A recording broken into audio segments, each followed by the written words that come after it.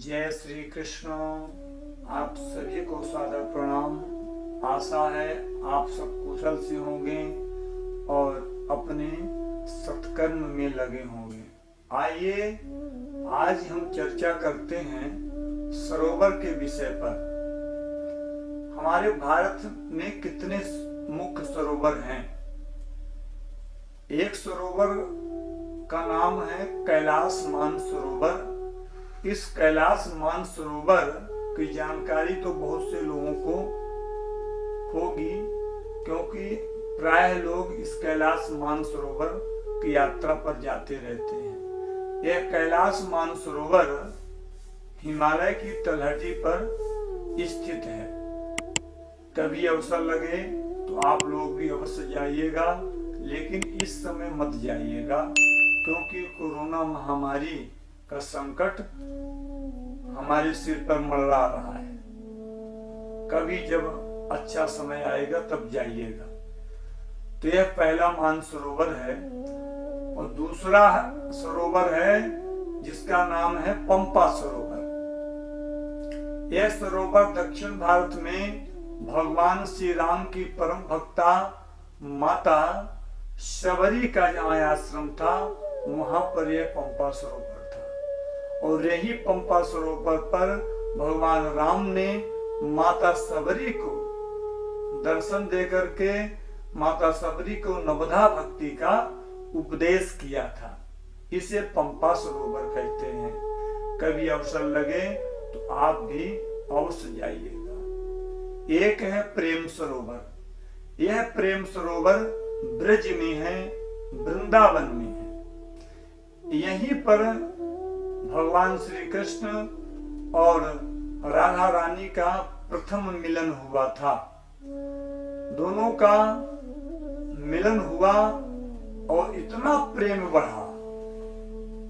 प्रेम बढ़ा कि दोनों के आंखों से अश्रु प्रवाहित हो चले, आंसू निकल पड़े।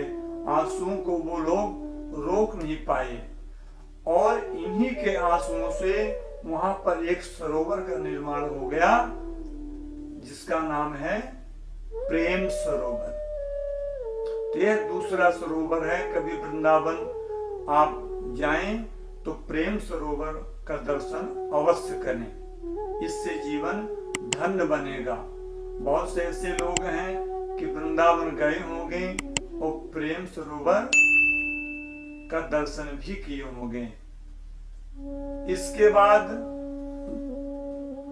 चौथा है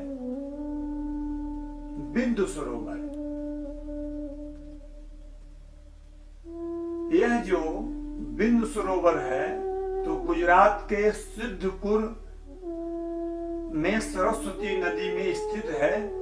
यहीं पर महर्षि कर्दम, जो कि ब्रह्मा जी के मानस पुत्र हैं, इन्होंने तपस्या किया था। और इसी बिंदु सरोवर पर भगवान नारायण ने महर्षि कर्दम को दर्शन दिया था। भगवान के नेत्रों से बिंदु स्वरूप अश्रु प्रवाहित हुआ। वहीं पर बिंदु सरोवर का निर्माण हो गया था। भगवान नारायण ने कर्दम ऋषि को वरदान देते हुए ये भी कहा था कि मैं तुम्हारे यहाँ पुत्र बन करके आऊंगा, क्योंकि मुझे संसार को सांख्य शास्त्र का उपदेश देना है। सांख्य शास्त्र देने के लिए भगवान नारायण इन्हीं कर्दम ऋषि की 10वीं संतान के रूप में कपिल देव नाम से अवतार धारण कर पधारे और संसार को दिव्य सांख्य शास्त्र का उपदेश दिए। ऐसी बिंदु सरोवर की महिमा है। इस बिंदु सरोवर में स्नान करने की भी बहुत महिमा है। कभी अवसर लगे तो आप अवश्य जाइएगा। पांचवा है नारायण सरोवर। इसी नारायण सरोवर पर प्रचेताओं ने तपस्या की थी।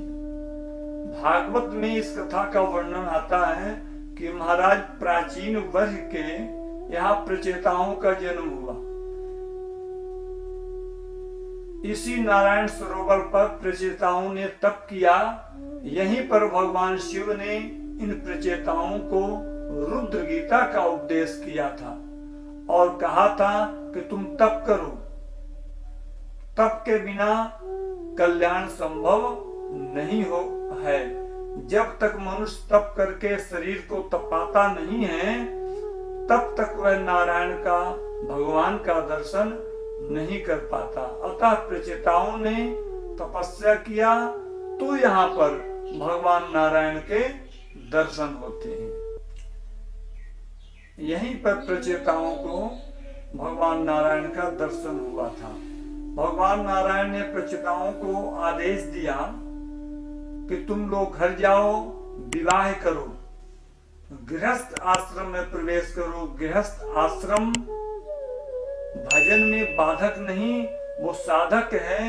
यदि हम गृहस्थ आश्रम के नियम का पालन करते हुए गृहस्थ आश्रम में रहें, संयमित रहें, संयम पूर्वक गृहस्थ आश्रम का परिपालन करें, तो यह गृहस्थ आश्रम भगवत भजन में बिल्कुल भी बाधक नहीं है। भगवान कहते हैं तुम गृहस्थ आश्रम में रहते हुए 3 घंटे निरंतर मेरा भजन करो, 1.5 घंटे सुबह और 1.5 घंटे शाम को, तो 21 घंटे जो तुम्हारे बचते हैं, उन 21 घंटों की रक्षा मैं करूंगा, मैं तुम्हें वचन देता हूं। इस प्रकार प्रचेताओं ने घर आकर के विवाह किया, सभी के एक पुत्र हुए।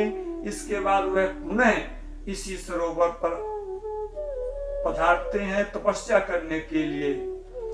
यहीं पर नारद जी, जो कि पहले से यहाँ पर तप कर रहे थे, तो प्रचेताओं और नारद जी का सत्संग होता है। नारद जी प्रचेताओं को दिव्य उपदेश देते हैं। नारद जी कहते हैं तुम सब इन बातों पर विशेष ध्यान देना, इन 3 बातों से भगवान शीघ्र प्रसन्न होते हैं, कृपा बरसाते हैं। वह 3 बातें कौन सी हैं, आप सब भी जान लें। दया सर्वभूतेषु संतुष्ट्या येन केन वा, सर्वेन्द्रियोपशांत्या च तुष्टत्या सुजनार्दनः। सभी जीव मात्र पर कृपा का भाव रखना और भगवत कृपा से जो कुछ मिल जाए, जो कुछ प्राप्त हो जाए, उसी से संतुष्ट रहना, असंतोष ना करना। और तीसरी बात है इंद्रियों को संयमित कर प्रभु चिंतन में सदैव लगे रहना। आज लोगों को इंद्रियां ही बस में नहीं रहती, इसे बस में करना ही चाहिए, क्योंकि जब तक इंद्रियां बस में नहीं होगी तब तक भगवान की कृपा प्राप्त नहीं होगी। इन 3 बातों पर जो ध्यान देते हैं उन पर भगवान जल्दी प्रसन्न होते हैं। तो ऐसे हमारे भारत के 5 सरोवर हैं और उसकी संक्षिप्त कथा है जो हमने आपको बताया है। आज इतना ही, फिर कभी आगे हम नए वीडियो में नई जानकारी के साथ आप सबके समक्ष उपस्थित होंगे। आप हमारे वीडियो को लाइक करें और इस 5 सरोवर की जानकारी अपने मित्रों, रिश्तेदारों, अपने संबंधियों को अवश्य भेजें, जिससे सबको जानकारी हो सके और समय मिलने पर लोग इन सरोवरों की यात्रा कर सकें। हमारे चैनल छोटी काशी रीवा को सब्सक्राइब यदि ना किए हों तो अवश्य करिए। आज के लिए इतना ही। जय श्री कृष्ण।